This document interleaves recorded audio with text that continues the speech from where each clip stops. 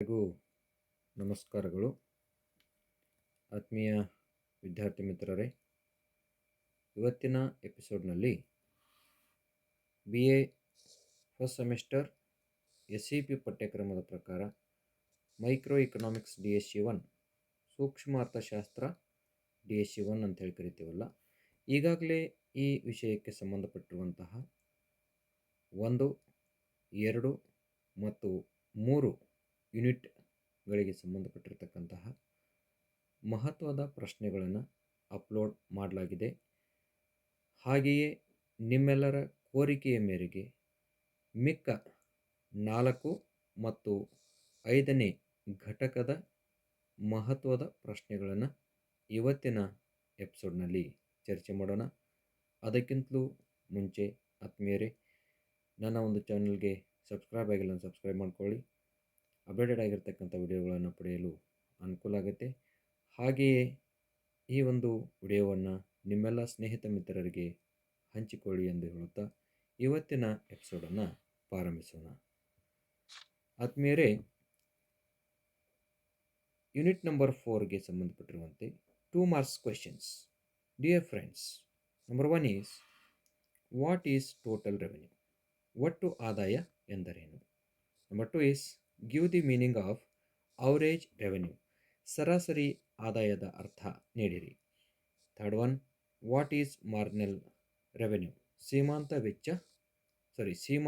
ಆದಾಯ ಆಗಬೇಕಿದು. ಸೀಮಾಂತ ಆದಾಯ ಎಂದರೇನು? Fourth one, what is market? ಮಾರುಕಟ್ಟೆ ಎಂದರೇನು? Fifth one, give the meaning of monopoly. ಏಕಸ್ವಾಮ್ಯದ ಅರ್ಥ ನೀಡಿರಿ. Sixth one, give the meaning of monopolistic competition. ಸ್ವಾಮ್ಯಯುತ ಪೈಪೋಟಿಯ ಅರ್ಥ ನೀಡಿರಿ. Seventh one, what is oligopoly? ಕೆಲ ಜನಸ್ವಾಮ್ಯದ ಅರ್ಥ ನೀಡಿರಿ. And eighth one, what is discriminating monopoly? ತಾರತಮ್ಯ ಏಕಸ್ವಾಮ್ಯ ಎಂದರೇನು? Okay, and then concern to fourth chapter 5 marks questions. Number 1 is discuss on features of perfect competitive markets. ಪರಿಪೂರ್ಣ ಪೈಪೋಟಿ ಮಾರುಕಟ್ಟೆಯ ಲಕ್ಷಣಗಳನ್ನು ಕುರಿತು ಚರ್ಚಿಸಿರಿ. Number 2 is explain the price and output determination under monopoly competition. ಏಕಸ್ವಾಮ್ಯದಲ್ಲಿ ಬೆಲೆ ಮತ್ತು ಉತ್ಪನ್ನ ನಿರ್ಧಾರವಾಗುವ ಬಗೆಯನ್ನು ವಿವರಿಸಿರಿ ಅಂತಕ್ಕಂಥದ್ದು. Third one, discuss on features of monopolistic competition. ಸ್ವಾಮ್ಯಯುತ ಪೈಪೋಟಿ ಮಾರುಕಟ್ಟೆಯ ಲಕ್ಷಣಗಳನ್ನು ಕುರಿತು ಚರ್ಚಿಸಿರಿ ಅಂತಕ್ಕಂಥದ್ದು. Fourth one, explain about features of oligopoly competition. ಕೆಲ ಜನಸ್ವಾಮ್ಯದ ಲಕ್ಷಣಗಳನ್ನು ವಿವರಿಸಿರಿ ಅಂತಕ್ಕಂಥದ್ದು. And unit number 4, questions pertaining to 10 marks and 15 marks, but the question remains the same. Okay, either they may be asked for 10 marks or maybe 15 marks. The pattern will be same.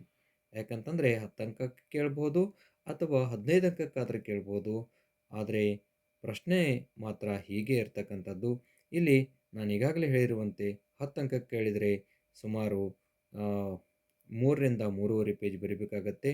15 ಅಂಕ ಕೇಳಿರಪ್ಪ ಅಂತಂತಂದರೆ 4ರಿಂದ 4.5 page, ಅಥವಾ ಕೆಲವೊಂದು ಜನ ವಿದ್ಯಾರ್ಥಿಗಳು writing speed ಇರ್ತಕ್ಕಂಥವರು 5 ಪೇಜ್ವರೆಗೂ ಕೂಡ ಬರೀತಕ್ಕಂಥದ್ದು. Okay, so question number 1, state the features of perfect competition and explain about how the price and output determination under perfect competition.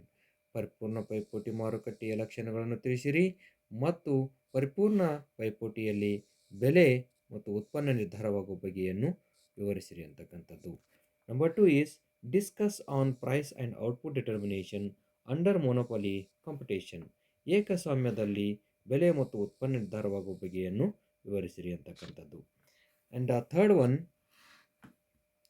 State the meaning of discriminating monopoly and explain about types of discriminating monopoly. ತಾರತಮ್ಯ ಏಕಸ್ವಾಮ್ಯದ ಅರ್ಥ ನೀಡಿ ಅದರ ಪ್ರಕಾರಗಳನ್ನು ವಿವರಿಸಿರಿ ಅಂತಕ್ಕಂಥದ್ದು. Okay, so these are the questions pertaining to chapter number or unit number 4. Okay, ನಾವು will move to the unit number 5 questions pertaining to 2 marks.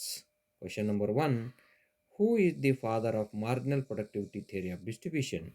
ಸೀಮಾಂತ ಉತ್ಪಾದಕತೆ ಹಂಚಿಕೆಯ ಸಿದ್ಧಾಂತದ ಜನಕರು ಯಾರು ಅಂತಕ್ಕಂಥದ್ದು. Number 2 is what is rent, ಗೇಣಿ ಎಂದರೇನು. Number 3 is who given modern theory of rent, ಆಧುನಿಕ ಗೇಣಿ ಸಿದ್ಧಾಂತವನ್ನು ಯಾರು ನೀಡಿದ್ದಾರೆ. Fourth one, what is wage, ಕೂಲಿ ಎಂದರೇನು. Fifth one, give the meaning of money wage, ಹಣರೂಪಿ ಕೂಲಿಯ ಅರ್ಥ ನೀಡಿರಿ. Sixth one, what is profit, ಲಾಭ ಎಂದರೇನು. And 5 marks questions. Question number 1, write a short note on modern theory of rent, ಆಧುನಿಕ ಗೇಣಿ ಸಿದ್ಧಾಂತವನ್ನು ಕುರಿತು ಒಂದು ಕಿರು ಟಿಪ್ಪಣಿ ಬರೆಯಿರಿ ಅಂತಕ್ಕಂಥದ್ದು. Number 2 is explain about determinant factors of real wage, ನೈಜ ಕೂಲಿಯನ್ನು ನಿರ್ಧರಿಸುವ ಅಂಶಗಳನ್ನು ಕುರಿತು ವಿವರಿಸಿರಿ ಅಂತಕ್ಕಂಥದ್ದು. And concern to unit number 5, 10 or 15 marks questions. Question number 1, critically evaluate the marginal productivity theory of distribution, ಸೀಮಾಂತ ಉತ್ಪಾದಕತೆಯ ಹಂಚಿಕೆ ಸಿದ್ಧಾಂತವನ್ನು ವಿಮರ್ಶಾತ್ಮಕವಾಗಿ ಪರಿಶೀಲಿಸಿರಿ, ಪರಾಮರ್ಶಿಸಿರಿ, ವಿವರಿಸಿರಿ ಅಂಥೇಳಿ ಕೇಳ್ತಾರೆ. Number 2 is explain the Ricardian theory of rent, Ricardo ಅವರ ಗೇಣಿ ಸಿದ್ಧಾಂತವನ್ನು ಕುರಿತು ವಿವರಿಸಿರಿ.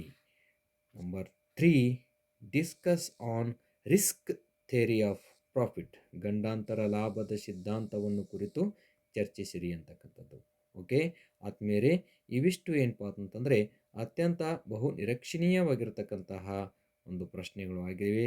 ಇವುಗಳನ್ನು ನೀವು ಸರಿಯಾಗಿ ಒಂದಿಷ್ಟು ಗಮನವಿಟ್ಟು ಚರ್ಚೆ ಮಾಡಿ ನೆನಪಿನಲ್ಲಿಟ್ಕೊಂಡು ಬರೆದದ್ದೇ ಆದರೆ ಸಾಕಷ್ಟು ಅಂಕಗಳನ್ನು, ಸಾಕಷ್ಟು ಅಂತಂದರೆ ಎಷ್ಟಪ್ಪ, ನಿಮಗೆ ಈಗಿರ್ತಕ್ಕಂಥದ್ದು 20 ಮತ್ತು 80 ಪ್ಯಾಟರ್ನ್. 20 ಅಂತಂದರೆ ಇಂಟರ್ನಲ್ ಮಾರ್ಕ್ಸ್ ಅಥವಾ ಇಂಟರ್ನಲ್ ಅಸೆಸ್ಮೆಂಟ್ ಮಾರ್ಕ್ಸ್ ಇಲ್ಲಿರ್ತಕ್ಕಂಥದ್ದು IA ಅಂತ ಹೇಳಿ ಕರಿತೀವಿ, AI ಅಲ್ಲ IA. ಓಕೆ ಆಮೇಲೆ ಏನಪ್ಪ ಅಂತಂದರೆ ಇದು ಸೆಮ್ ಆ್ಯಂಡ್ ಎಕ್ಸಾಮಿನೇಷನ್ ಇರ್ತಕ್ಕಂಥದ್ದು 80. ಓಕೆ 80ಕ್ಕೆ 80 ಅಂಕಗಳನ್ನು ಕೂಡ ಸಾಕಷ್ಟು ವಿದ್ಯಾರ್ಥಿಗಳು ಈ ಹಿಂದಿನ ಪ್ರಶ್ನೆಗಳನ್ನು ಉಪಯೋಗ ಮಾಡಿಕೊಂಡು, ಅಧ್ಯಯನ ಸಾಮಗ್ರಿಯನ್ನು ಉಪಯೋಗ ಮಾಡಿಕೊಂಡು ಅವರೇನಪ್ಪ ಅಂತಂದರೆ ಗಳಿಕೆ ಮಾಡಿದ್ದಾರೆ. ನಿಮಗೂ ಕೂಡ ಆ ಅಂಕಗಳನ್ನು ಪಡೀಲಿಕ್ಕೆ ಸಾಧ್ಯ ಆಗ್ತದೆ ಅನ್ನುವಂತಹ ಅಭಿಲಾಷೆ ನಂದಿದೆ. ಹಾಗೆ ಅನುಕೂಲ ಆಗಲಿ ಅಂತ ಹಾರೈಸುತ್ತಾ ಇಲ್ಲಿಯವರೆಗೆ ವಿಡಿಯೋವನ್ನು ವೀಕ್ಷಣೆ ಮಾಡಿರ್ತಕ್ಕಂಥ ನಿಮ್ಮೆಲ್ಲರಿಗೂ ಕೂಡ ಧನ್ಯವಾದಗಳು.